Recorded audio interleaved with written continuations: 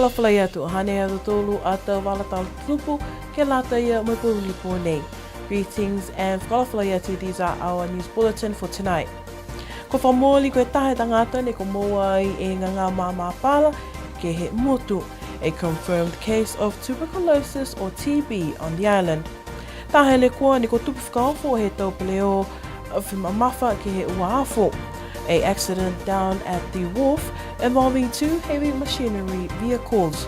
Kua holo ki mua e tau whakaloanga, he awho tata he maanga na tuapa ke o ki wahata kua mole. Tuapa Uhumotu pulls off another successful village showday. Taha e tangata ne kua whakamoli. He whahi malolo sino ne ko maua e ngangau mama pala ko e ngangau tuberculosis whakapelitania.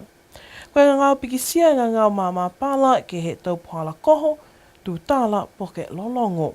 Ko e ngangau nei maua mai he mga aho ka koho he tangata. So, ka eke koa mole ua ki he tūri whahitap, he koho he tangata, si mai ke whuke ia ke koho toto mai ki tua. Mo e mga aho ka whinatu e ke mo he mga whiawhi, si mai ke whuke e mo e tō tunga mea ka kawa ka pe whanau e ke moa he poke a manaki ni e mama whana si tōhiwhi ki lalo, ka e nā kai whai whakahaloanga whawhau sino e ne whenga whetausi. Si mai ke whuki ke moa e vela whuki e sino, si bihia whalua whakisanga ni ko mai ke moa mai he tangata ni moa e ngangau mama pala. So koe katoa ke ua ke tōre whahitapu, ka koho mai nā kai maloloa ia ka eke kua ange tau vai la kautunga tau antibiotics ke langa matai ki e hana malolo sino. I tōru e whakawahanganga he huki nei, 5mm ke lau tōru ni o moe he tō motu ni ko whitāni he moe he tokolonga tō tangata ni moe he ngangau mama pala, hango 4mm ke lau tōru ni kua tunga tō tōru tō tangata ngā hue whakatuwhono, ne whai o atu ki whawho, le liu mai ke he tō motu ni ko whitai whai ngangau mama pala ke mga hao nei. Ke hango 5mm ke tō tōru, ne nā kai whamahai ni ka hake o atu ki whawho ke tō motu ia, me le liu mai ke he motu ha tō tōru. Si ka eke kua mōlea, hango 5mm ki lunga, e laulahi he hoa ea ki he matahuki he tangata, tō riwa ki mai mō e mau tōru, ke mō e ke tausi tō whakaranga huru, ke hala tōru tō whatawhata. Me ka eke ni, ko whaimana ni ko kisia he tau eke kafu, ke he hana ata huru, tō tausi fu ke whakaranga ke ta mai e lo tōru e koe karu ka haia. Tōre aho ke ta mai e tau specimen karu ia, ke sivi fuki he tangata ni ngā hua he whale huki toto to tōre he mga hau nei. Si kamata ni mo ia e turui ke he to sanga vai, ke katoa e ua e mahina he mga whakapā. So koe hau ni e tangata ke wharenga ngāo, ke inu e sanga vai ke kisia he nosi po ke kafo, ke iloa tonu kua inu mōri e ia hana to sanga vai. Hako e whainga ngāo fuki ka moa mai, ka eke kua nā kai katoa toa e to fufuta vai, to fufuta sanga vai, he tangata nei ka ne moa e ngā ngāo ka moa fuki. Si ka eke toa toa, to nā kai ngā hua to sanga vai ne tai, hana ni inu, si ko uni hake ki lunga mo ia e marolo he to vai fuki. Ne ko mai ke tuku atu ki ia, ke inu ke whakamaloloa ki hana sino. Ne siwi he whahi malolo sino e maanga hawa ia, ha kupu, whalataha mai a ngā tokolunga, mai ngā huaanga he tangata ne kua lali ke tauwhia ke ngangau, ke nā kai lauia ha tangata whoki. Mai e tō kumkumianga ne ko whita he tausi he matakau he tō whisa ngā hua e whangau pui. Ko e katoa toa i alo tōru ne kua positive e mai he tō huki screening for TB. Ka hongwhuru mau alo tōre mga honi, ne ko whita ni he positive, ka tōtaha ni he tangata ni ko whakamōri ke moa he ngangau. So ko alo tōru ne moa e whai whakakisianga ka he mga aho ka osi huki, nā kai koe whakamōrianga ia ko moa alo tōru he ngangau TB, koe whakakisianga ni ko whita alo tōru he ko expose ia ka he whai matutakianga mo ia e tangata ni moa he ngangau TB. A tō tausi halo tōru tō whakaranga huru whoki, ke tau māma, ke kisia koe moua, po ke nā kai moa mōle alo tōru he ngangau TB. So ka mana ki ang he mga nei, ke ta mai o si e tō tangata hongwhuru maua nei, ke tausi whoki halo tōru tō whakaranga huru, si ono tu whoki ke whailewe ki anga e whainga hua, ke he ua mahina ne ono tu ki mua, ha koe mena na ai mawhisi ka henga ngau ki tupu whai mga aho tō whai whakakisiang ke he seno he tangata. Koe huki ke he kili he tangata, ke sivi koe maua na kai e ngā ngā māma pala, ke whakatali ke he whitungu maua e tu la, ke kisia koe whai hikianga na kai, mo e hulu ke he whatawhata. Ka eke kua whai whakawhituianga koe mo ia ne kua whitāni he ngangau. Muka lahi ke moua e ngangau mama pala nei he mga hoka koho ia ko whitāni he moua he ngangau ia. Si hake e a bōne e ngā whakapalangi, ka koho ia, so ko ia ne ko moua e ngangau, me ke whuki a koe ke moua. Ka eke ko no nofu toko ua mua he tunga i loto he ofisa, po ke poko aonga, po ke loto he kaina ni whuki, he tangata ne ko moua e ngangau mama pala. Whakatu mau e whahi malolo sino, ke hātaki ke tō tangata kai ke kua longona, po ke kisia e tangata ne kua toha, kua maua e ngā ngā māmā pala, si whakamawhisi ke whahinga hua pui pui, he whahinga hua malolo sino, ke tau se e taha kumikumianga. There was a clinical confirmed case of tuberculosis, well known as TB, on the island. The patient was admitted to hospital under the suspicion of having pneumonia, but didn't show any signs of improvement. Mantoc test was done and he was positive. Primary TB is tuberculosis infection of the lungs, or pulmonary TB, in other words. That's the primary TB. And it's spread mainly by tiny droplets in the air. So that's when if there's an active case of TB, someone who's actively infected by this bacteria in the lungs, if they cough or sneeze or sing, that will release the bacteria into tiny droplets in the air. And if you inhale these tiny droplets, then you will have the chance of getting infected as well. So the testing we have is just a screening test, which is called Mantoc test. So they inject the skin with the tuberculin, and that will take about 72 hours, and then we'll read the test result. If the test is positive, that only tells us that you've been exposed to TB. It doesn't tell us if the TB that you have is active or in a latent phase. So that's when we need to do further investigation to see if you fall under the category of active infection. If so, then we will need to treat you. If you fall under the category of latent or just a dormant TB, you don't need treatment, but you will need the current monitoring as we go along. The village of Waia and Hakupu, as well as the Niue High School and the patient's workplace, were tested for TB bacteria. The patient is now under medical surveillance and is being treated with antibiotics.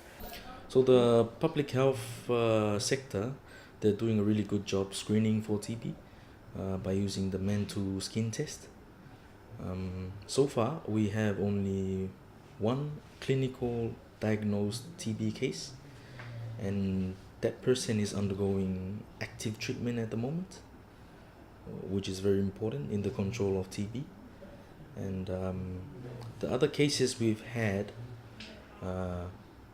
are positive Mantoc test, but not active infection.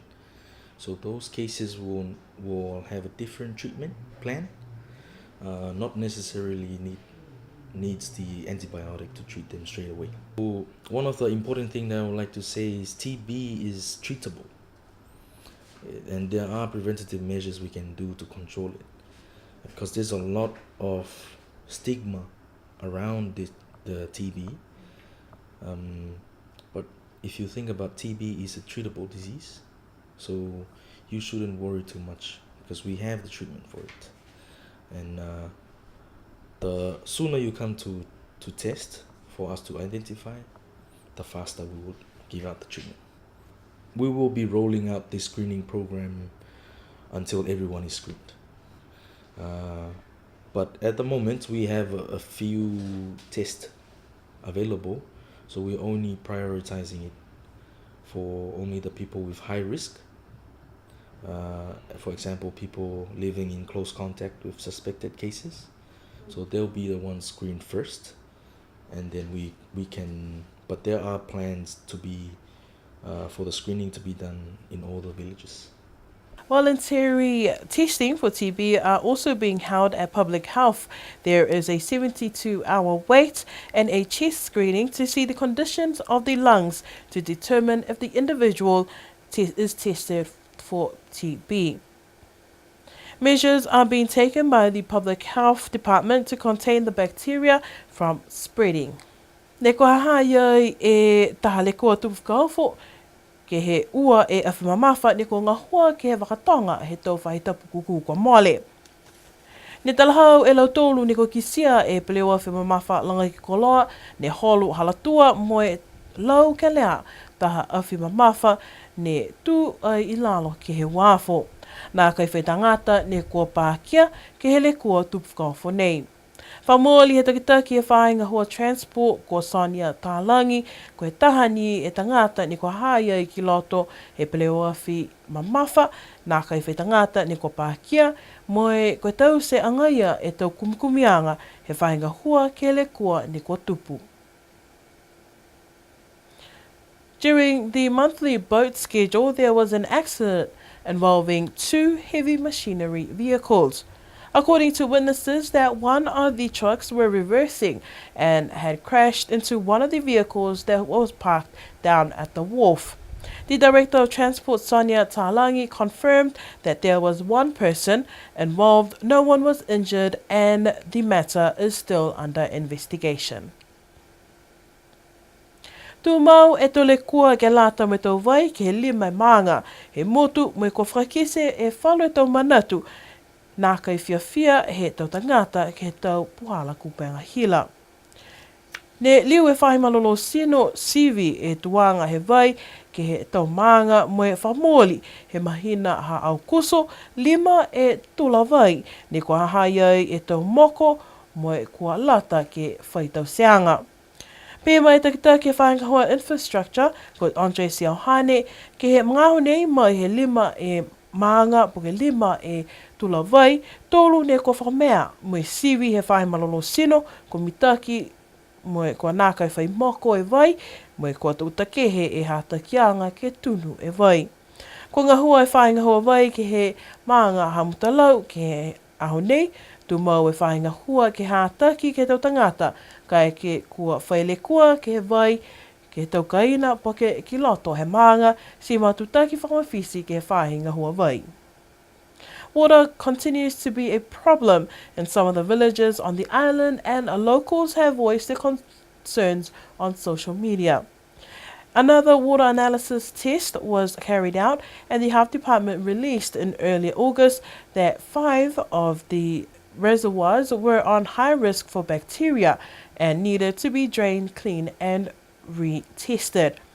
According to the Director General of Infrastructure, Andre Siauhane, that out of the 5 reservoirs, 3 have been cleaned and cleared by the Health Department, and the team is currently working in the village of Mutalau. The department continues to encourage the public to report any problems experienced within the villages concerning water. Over the recent months, Hio Cafe has explored best ways to help reduce single use, including plastic straws, which account for 3 million disposed of daily globally. Where internationally, given they're too small to sufficiently recycle, they either occur to waste or end up on the coastlines.